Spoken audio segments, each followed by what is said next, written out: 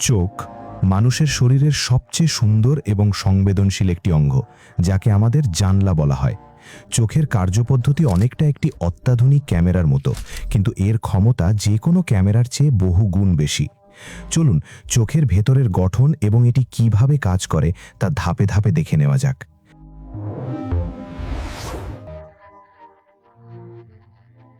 চোখ সুরক্ষিত থাকে আমাদের মাথার খুলির অরবিট বা অক্ষিগোলকের ভেতরে।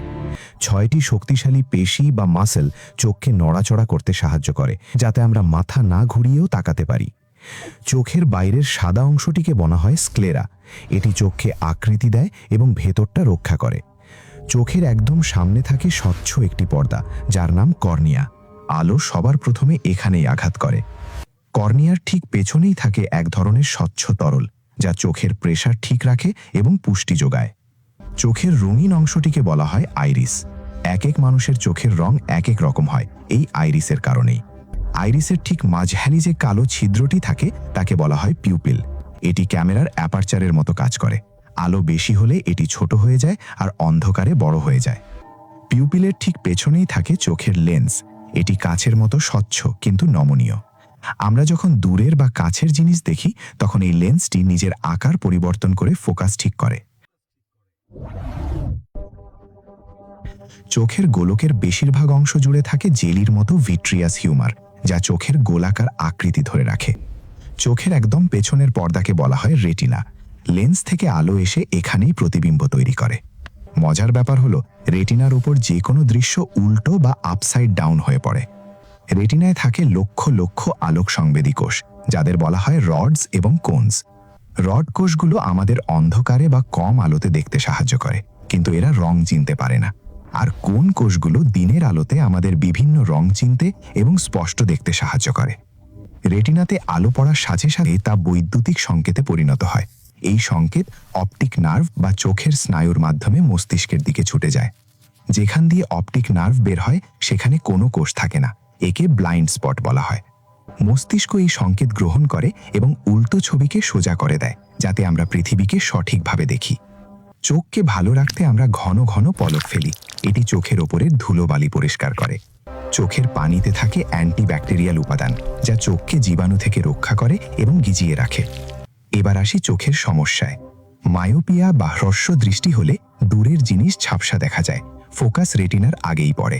এটি ঠিক করতে মাইনাস পাওয়ার বা অবতল লেন্সের চশমা ব্যবহার করা হয়। আবার হাইপারোপিয়া হলে কাছের জিনিস ঝাপসা দেখা যায়, তখন ফোকাস রেটিনার পেছনে চলে যায়। যাদের কালার ব্লাইন্ডনেস আছে, তাদের রেটিনার নির্দিষ্ট কিছু কোন কোষ ঠিকমতো কাজ করে না। বয়স বাড়লে লেন্স ঘোলা হয়ে যেতে পারে, যাকে আমরা ছানি পড়া বা ক্যাটারাক্ট বলি।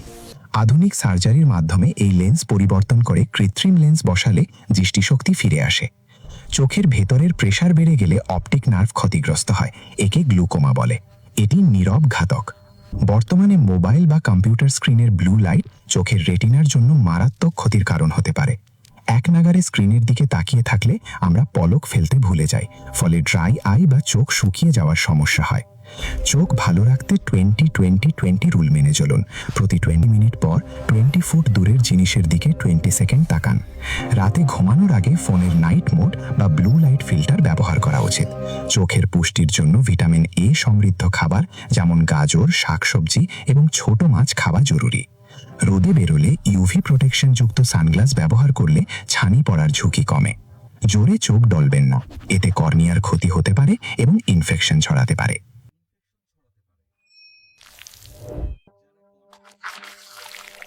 যারা কন্ট্যাক্ট লেন্স পরেন, তাদের লেন্সের পরিচ্ছন্নতা বজায় রাখা অত্যন্ত গুরুত্বপূর্ণ। বছরে অন্তত একবার চোখের ডাক্তারের কাছে গিয়ে চেক আপ করানো উচিত। পর্যাপ্ত ঘুম চোখের ক্লান্তি দূর করে এবং হারানো শক্তি ফিরিয়ে আনে। মানব চোখের গঠন এতটাই জটিল যে এটি বিবর্তনের এক অনন্য নিদর্শন।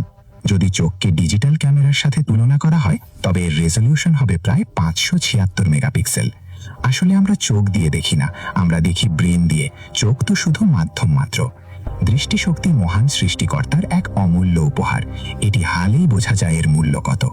সংক্ষেপে, আলো ঢোকে, লেন্সে ফোকাস হয়, রেটিনায় ছবি হয় এবং ব্রেন তা প্রসেস করে। আপনার কি চোখে চশমা আছে? থাকলে পাওয়ার কত? কমেন্টে আমাদের জানান। ভিডিওটি ভালো লাগলে লাইক দিন এবং বন্ধুদের সাথে শেয়ার করে চোখের যত্ন নিতে উৎসাহিত করুন। এমন আরও তথ্যবহুল ভিডিও দেখতে আমাদের চ্যানেলটি সাবস্ক্রাইব করে বেল আইকনটি টিপে দিন। ধন্যবাদ।